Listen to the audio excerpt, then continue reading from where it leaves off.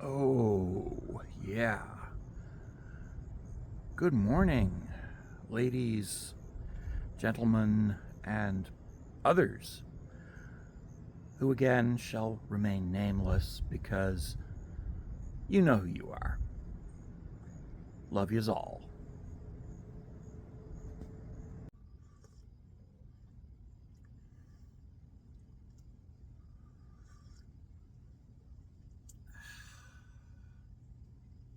Yes, good morning.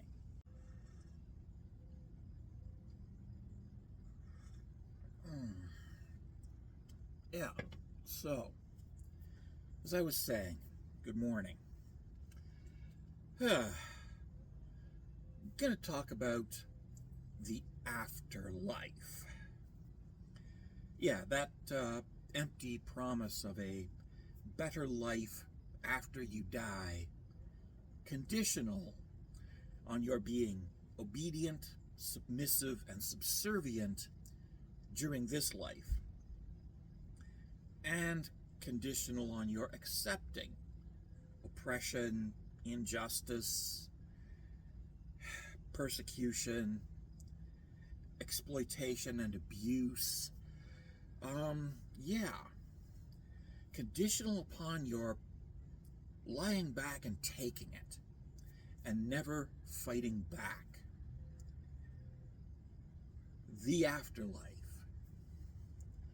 The promise that no matter how badly we treat you, as long as you accept it and don't resist us, after you die, you get to live in a magical, happy place where everything will be perfect. It sounds like a scam, because it is one. And yet it is a very successful scam. It is the scam pushed by religion.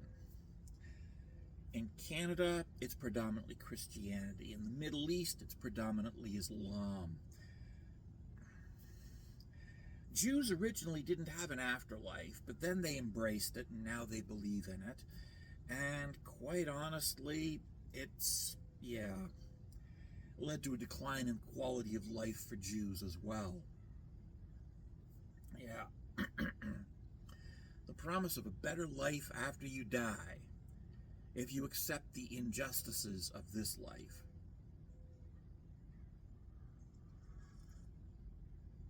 Yeah. Yeah. And it's all very, very sad and pathetic and tragic.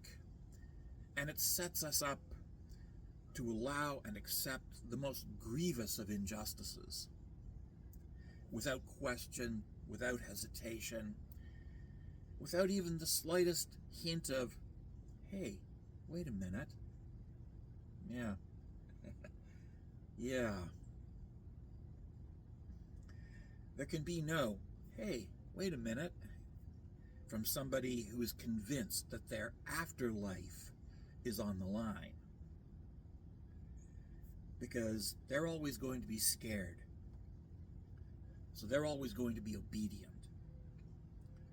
So when you break out the whip, they're not going to complain. Oh, Massey gonna whip me again. I deserve it. I'm gonna get whooped and beat, but afterward the Lord gonna take me to a wonderful place where I'm gonna be a free man. Yeah. Freedom after you're dead. It's kind of pointless. Freedom now is what matters. Not freedom after you're dead, but freedom now, while you're alive, in this life, which is the only life that we know for a fact that we have.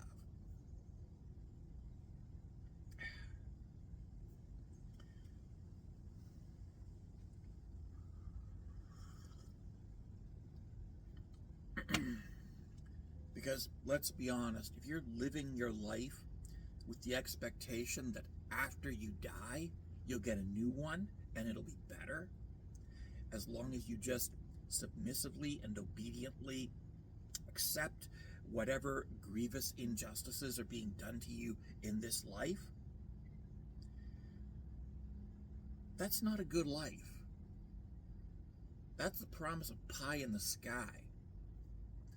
That's a rapist telling his victim that if she just spreads her legs and obediently takes it, after she dies, she'll go to a wonderful place where this doesn't happen anymore.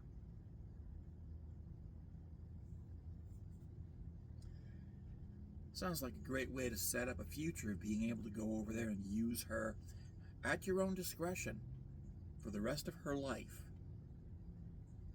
And this is what people do, actually, because, yeah, I know a woman who, for nearly 30 years, was abused in this manner by a man from her church.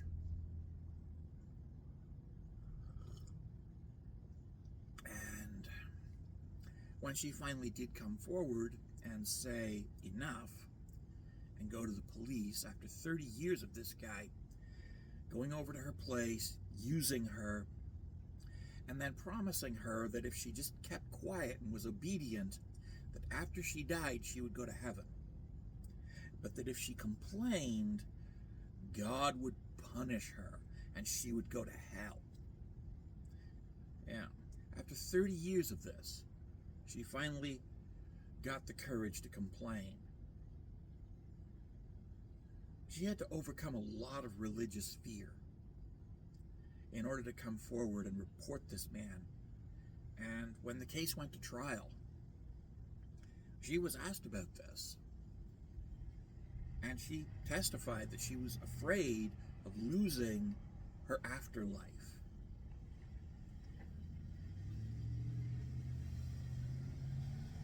This woman allowed herself to be raped regularly for 30 years because she was afraid of losing her afterlife.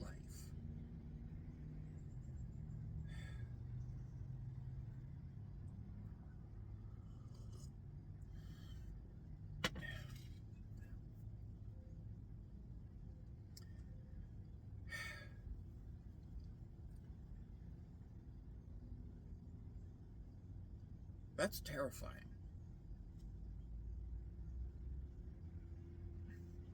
That is absolutely terrifying, and it's also the thing that is held out to the poor, that they have to accept the injustices of life, including being railroaded by the legal system. The promise of a better life after you're dead is used by the legal system to get the poor to accept being railroaded into a conviction sentence based on a complete lack of evidence, but they're going to get you anyway. Yeah. Yeah.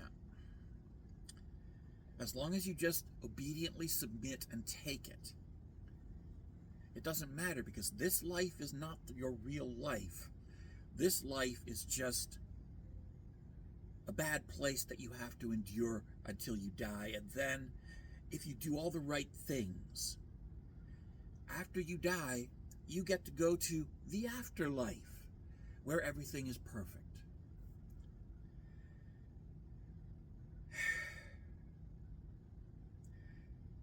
Which, yeah, leads to a lot of people throwing away this life for the promise of a better life after they die. The trouble is that this life is actually the only life that you're going to get. It really is. And once you've thrown this one away, believe it or not, you're not going to get another one. You're not going to get another life. It's not going to happen. I don't care what the preacher man says. After this life is over, you do not get another life. You don't. Because the preacher man is a liar. The preacher man is a liar. And if he's convinced you to give up your life for him, He has stolen from you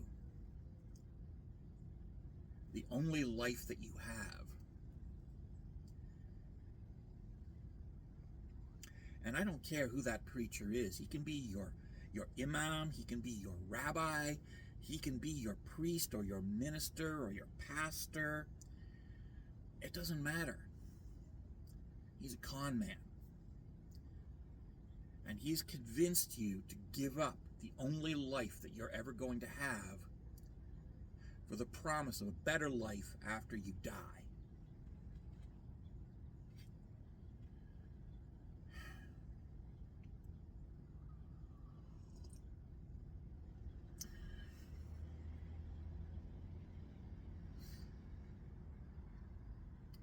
As an atheist, I don't have that problem. I know that this is the only life I'm going to get. So I work to make sure that this is a very good life. The best possible life I can have.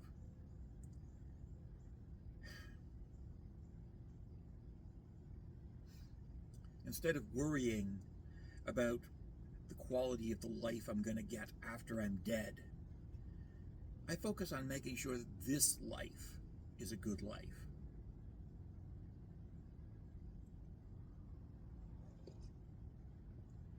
A life where, when it comes to an end, I will be able to say, yeah, I had a good run. I had fun, I enjoyed my life, and where after I'm dead, people will say, damn, we miss Dan. We miss him. He was a good man. And so, yeah, nobody can frighten me into doing horrible things by saying, well, what about your afterlife?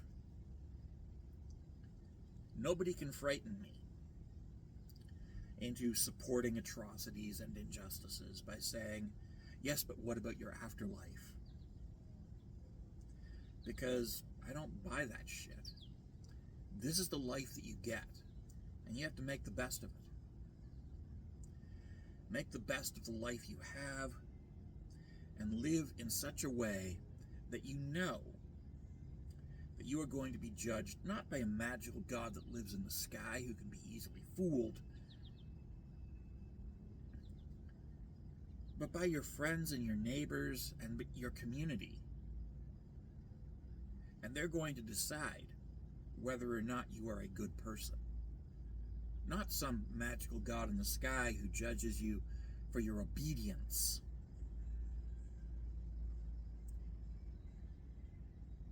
But the people you know in this life who will judge you for your actual ethical behavior, for how you conducted yourself with regards to your fellow human being during this, your one and only life. Did you treat people well? Did you treat people kindly? Did you treat people decently? If not, you're going to be remembered as a bad person. I want to be remembered as a good person. So I go out of my way to do what comes naturally for me and be a good person.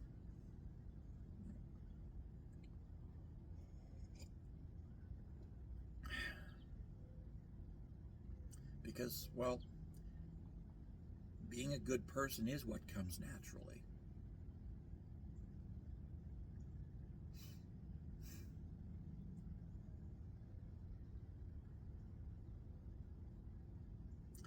Anywho, that's a very sad and depressing topic, and we're going to move on. I have a busy day ahead of me. All you good people, enjoy your life. Enjoy the life that you have. It's the only one that you have. Enjoy it. Enjoy it.